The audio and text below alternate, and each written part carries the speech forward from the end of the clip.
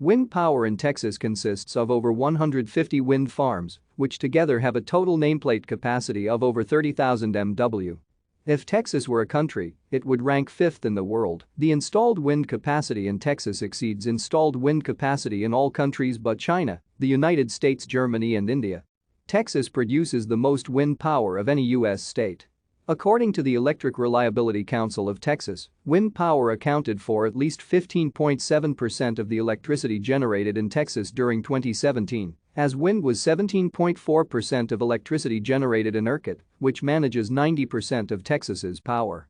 ERCOT set a new wind output record of nearly 19.7 GW at 7:19 p.m. Central Standard Time on Monday, January 21, 2019. The wind resource in many parts of Texas is very large. Farmers may lease their land to wind developers, creating a new revenue stream for the farm. The wind power industry has also created over 24,000 jobs for local communities and for the state. Texas is seen as a profit-driven leader of renewable energy commercialization in the United States. Thank you for watching. Like and subscribe if you would like to view more of our videos. Have a nice day.